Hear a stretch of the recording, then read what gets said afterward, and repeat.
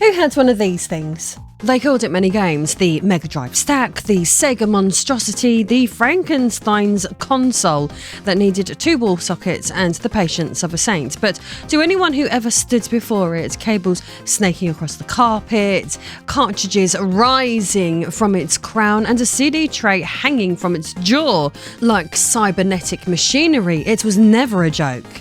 It was the Tower of Power. What began as a sleek 16-bit challenger slowly mutated into a shrine of plastic and ambition, a totem built add-on by add-on, each layer promising this would be the moment Sega took back the crown. And despite the absurdity, despite the fragility and the sheer impracticality of the thing, children everywhere looked at it and saw destiny, raw horsepower assembled into a single altar of gaming. But the truth is, the Tower of Power wasn't born from careful engineering or sensible planning. It came from panic, bravado, and the kind of unshakable optimism that defined Sega in the mid-90s.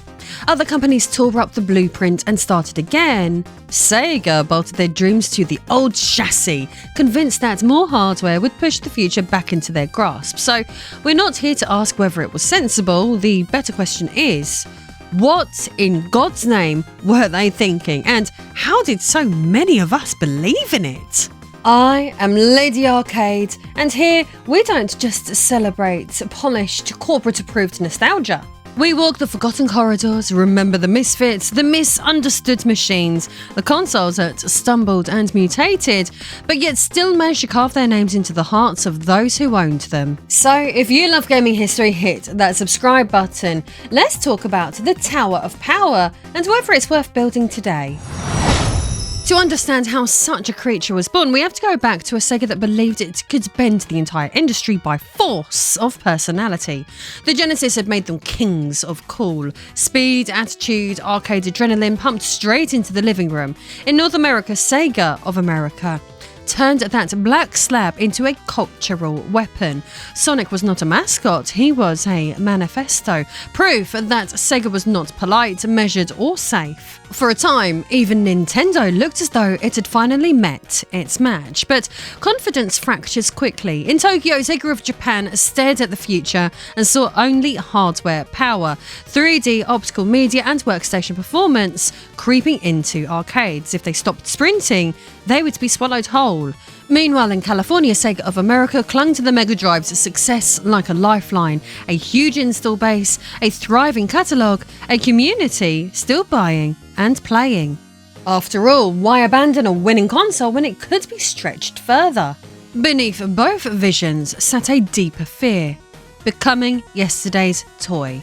The Super Nintendo advanced slowly, then relentlessly, with polished graphics and marketing that made children dream of something cleaner and grander than Sega's rebellious black box. Sega could feel the ground shifting, and their identity as the arcade-at-home company, the neon lights, coin-op spectacle, well, suddenly all of that looked quite provincial next to Nintendo's quiet confidence.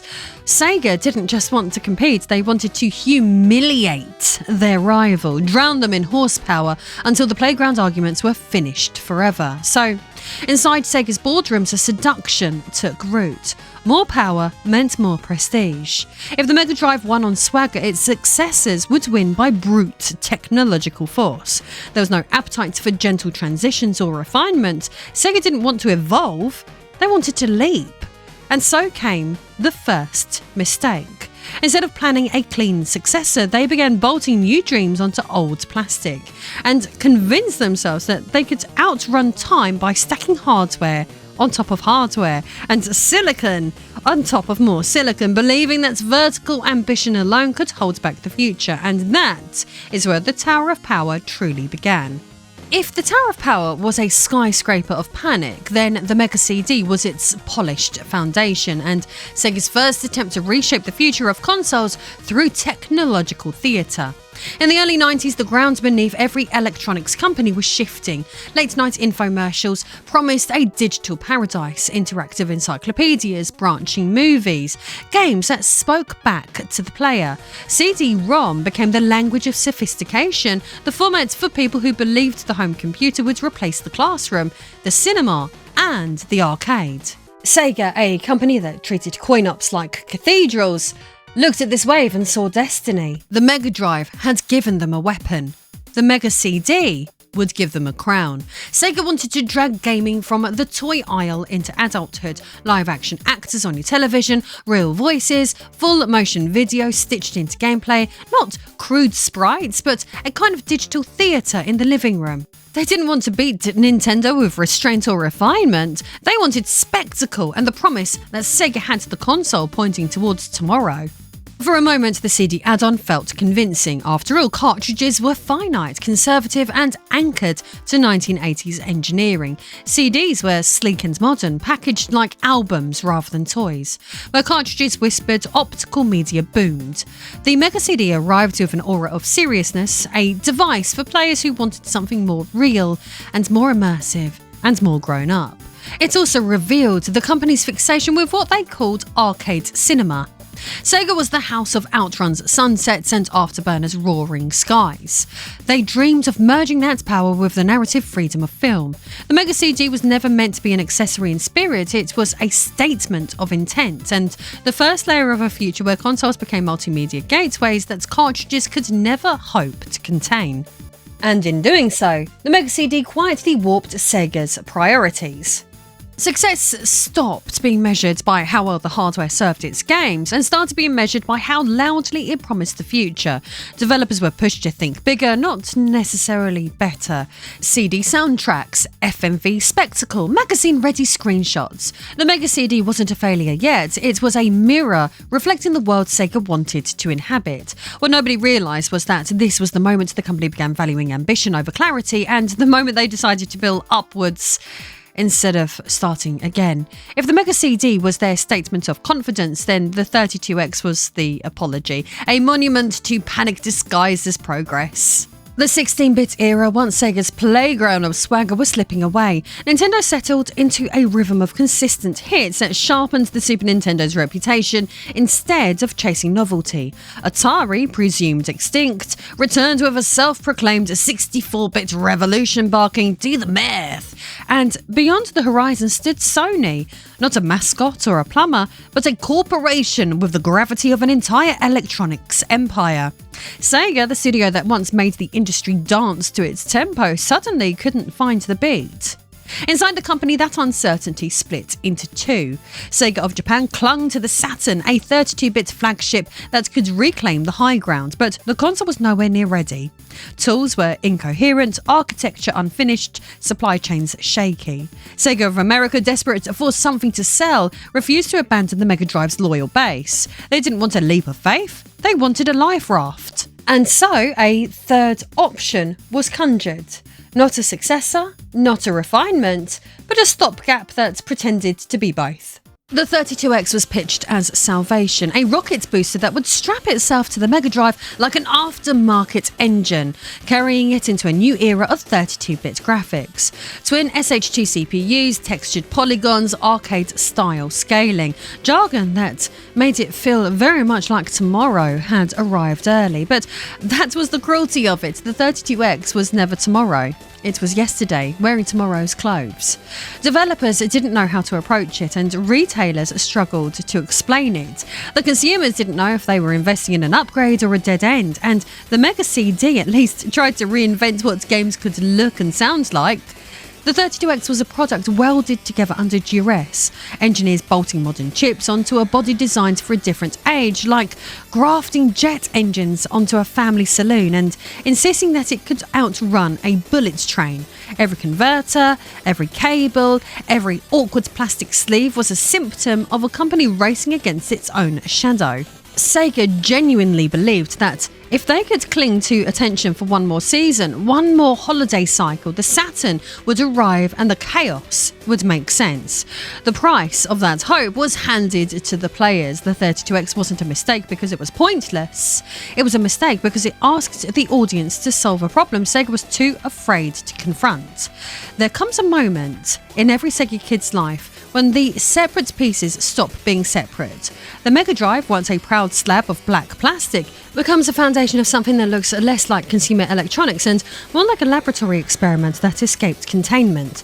The Mega CD clamps to the side like a mechanical limb, dragging the whole structure downward, its tray jutting forward with the hunger of industrial machinery. And then, crowning the creature, the 32X drops into the cartridge slot, a glossy tumour of good intentions, a plastic mushroom cloud through which every last hope must now pass.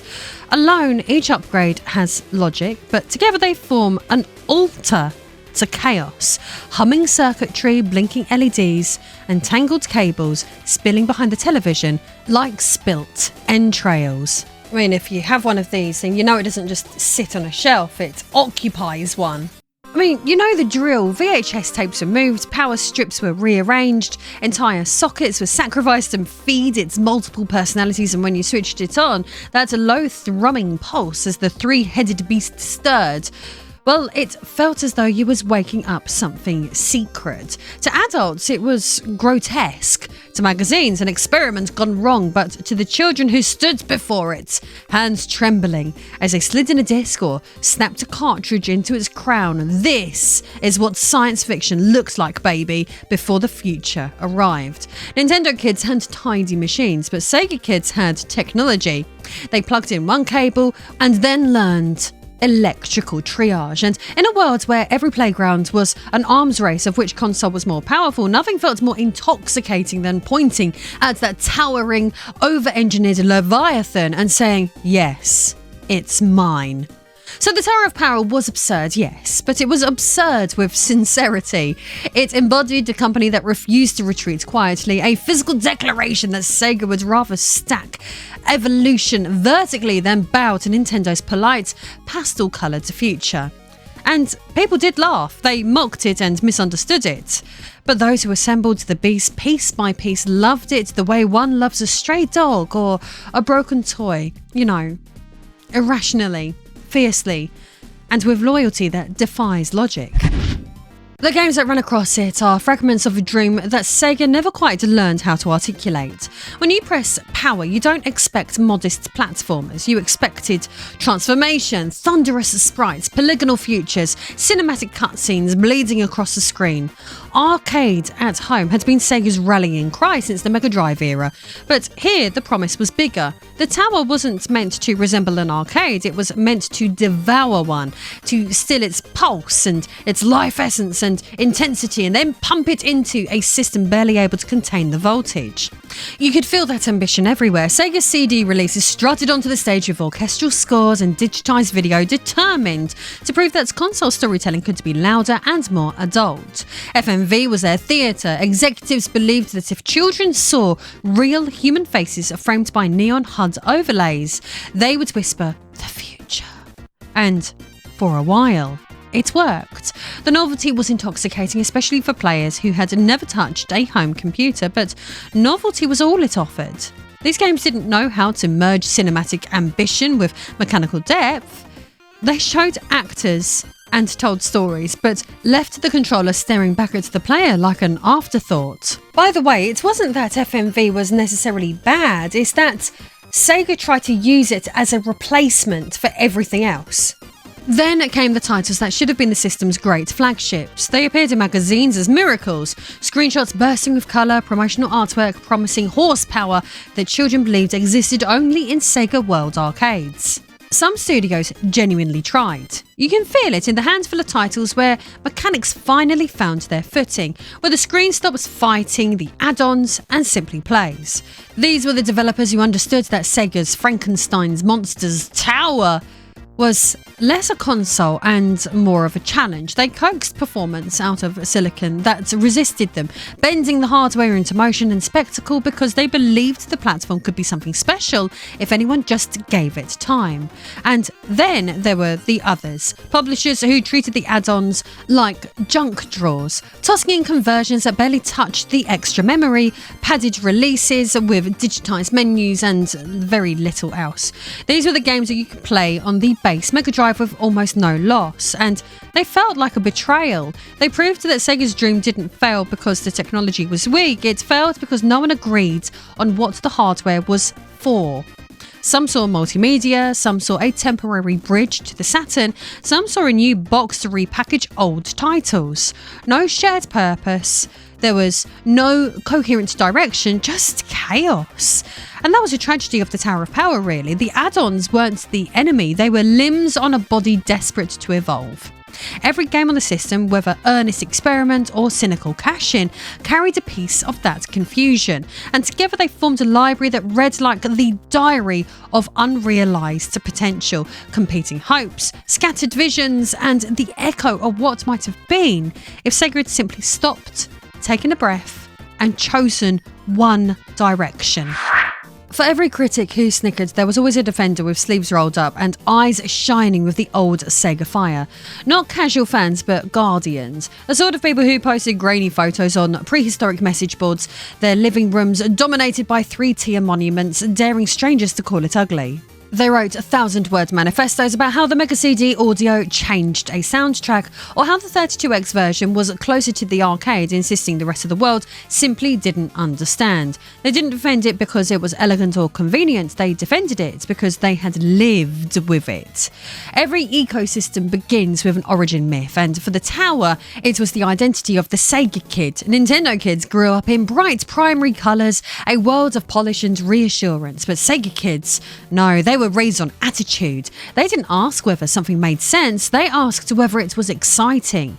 Their mascots smirked, their adverts taunted, their consoles felt like contraband dragged out of a neon arcade cabinet. Those defenders never faded when the industry moved on. They followed the Tower into collector circles, retro forums, and YouTube comment sections. They became keepers of arcane knowledge. Which cables cured interference? Which BIOS revisions behaved? Which games liked to boot from cartridge versus disc? And perhaps that's why some collectors will defend the Tower until death. They don't love it as a museum piece or an elegant prototype, they love it the way one loves a battered family car, not because it was perfect, but because every journey in it was theirs. Every cable untangled, every add-on snapped into place, every moment of confusion or triumph belonged to them. These people never saw it as an embarrassment, they saw it as a testament to what gaming should be: loud, experimental, untidy, and unapologetically alive. The Tower didn't die because it was weak, it died because Sega expected its players to become engineers, cartographers and pilgrims in their own living rooms. People kept jumping, one add-on at a time, even until the loyal ones could no longer pretend the floor was solid. All Sony had to do was walk up to the front door and say, PlayStation, plug it in, and millions did. The moment that sealed the Tower's fate wasn't theatrical, it was almost casual. Sega stepped onto the E3 stage and announced that the Saturn, the console meant to unify all of this confusion, had not been delayed. It was already in stores, available immediately. A surprise launch meant to look bold and decisive, but instead it felt like the company was burning its very last bridge in one desperate sprint. Retailers who hadn't been warned were humiliated. Developers who'd built releases around the promised schedule were left with half-finished projects and cancelled campaigns. The Saturn didn't merely embarrass the Tower of Power, it erased it and denied it the dignity of a proper burial. The fragmentation that had once plagued the add-ons soon bled into the future. Players were still trying to understand whether the 32X mattered when they were quietly told to forget it entirely, while studios that had spent years chasing the Mega CD's FMV dreams suddenly learned that optical discs were no longer the path forward. Sega begged its audience to follow it into a new era, but people were exhausted. They had spent years calibrating, adapting, troubleshooting, learning to coexist with this evolving machine, only to be handed a successor born from rushed architecture, incoherent development tools, and a company so consumed with internal conflict that it no longer remembered how to guide the people who once trusted it. Retailers who had treated Sega like royalty began drifting away. Why dedicate shelf space to a platform that might be obsolete in months? Why stock peripherals when even Sega could not guarantee whether those peripherals would matter? You could see it in the aisles of electronics stores. The Tower of Power, once a Curiosity slowly became a burden. The add-on shelves turned into museums of abandoned limbs, strange plastic growths waiting for a base unit nobody wanted to nurture anymore. The same people who had been sold a dream of layered evolution were now expected to shed every layer and begin again. And that was a tragedy. Sega did not simply lose a console war, it broke its covenant with the community that had carried it. They asked players to invest in futures that shifted every few months, to shoulder the cost of their confusion, to turn loyalty into labour, and when Sony finally arrived, sleek, calm and impossibly self-assured, it didn't need to criticise Sega, it only needed to exist. No tumours, no sidecars, no disclaimers, just one box, one vision and one direction.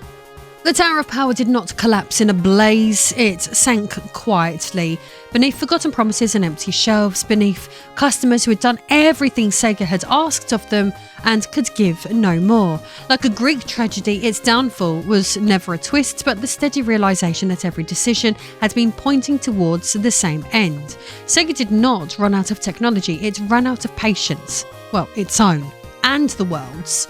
Today, when we speak of the Tower of Power, we do not speak of it the way we speak of the SNES or the PlayStation. We speak of it like an artifact dredged from a shipwreck, an object that, by all logic, should not exist, yet somehow does. It is the physical fossil of a peculiar moment in gaming's history, a time when power was measured in layers and when prestige could be bolted onto plastic, and when the future was something you built upwards, not carefully designed from scratch. The Tower was not a mistake in the way that a broken console is a mistake, it was an era crystallised, a living room monument to the belief that bigger and louder and more complicated was always better. And to stand before it now is to feel the seduction of that mindset. Sega refused to pause, refused to concede, refused to step politely into the 3D age. The Tower is their defiance cast in plastic. A company shouting that it would not go quietly into the 16-bit graveyard, even as the rest of the industry quietly packed its bags and slipped into a new world. There is a strange majesty in that refusal, the stubborn belief that progress was something you could assemble by sheer force of will, and it is precisely why the Tower remains unforgettable. And that's why the Tower of Power survives in memory, not because it was efficient or sensible or even remotely user-friendly, but because it dared to be messy. Gaming history is not written by immaculate, seamless machines that get everything right the first time. It is written by glorious mistakes, by inventions that reach too far and then burn themselves out and leave behind lessons that the rest of the world quietly adopts. The Jaguar promised impossible mathematics. The Vectrix rewrote the language of the screen. The CD32 sprinted headlong into the unknown, and the Tower of Power stood tall as the final hymn of a company that would rather build upwards into absurdity than accept the quiet dignity of restraint. Looking at the Tower today, stripped of magazine spreads and launch day bravado, and what remains is something strangely beautiful. Yes, it is a symbol of excess, a stack of devices that looks as though someone tried to assemble a supercomputer by instinct alone, but it is also a memorial to ambition. It stands as one of those rare moments in gaming history when a company didn't merely upgrade or iterate, but tried to build heavenwards by conviction. Even if the world rolled its eyes, the attempt remains fascinating. In an age when modern consoles sit quietly beneath televisions like obedient appliances, the Tower of Power refuses to disappear into the decor. It dominates, it invites stories and arguments and memories. You can point to any part of it, the disc tray, the humming expansion, the mushroom-shaped parasite in the cartridge slot, and remember what it felt like to believe technology was magic rather than engineering. You don't own it for convenience, you own it because it reminds you that gaming once chased wonder instead of comfort. The Tower represents a time when companies still gambled, when they risked embarrassment, when they pursued ideas so unwieldy that only children and hobbyists and dreamers could possibly love them. It embodies a philosophy that says ambition may be ungainly and inconvenient, but still worth celebrating. The Tower of Power was never just a punchline. It was Sega shouting that it would not grow old quietly, that it would rather fracture itself into three machines than fade politely into respectability. It stacked hope on top of fear until the whole structure trembled under its own ambition, and then it even stood there more defiantly, humming and blinking, daring the world to judge it. Some consoles earn their legacy through polish, but this one, it earned it through persistence. And perhaps that is why we still speak of it today, because even when the ambition fails, it leaves behind something worth remembering. Thank you for joining me on this journey into one of gaming's strangest monuments. And if you enjoyed this video, subscribe, and why not check out my Sega Saturn retrospective. I'll see you all again very soon.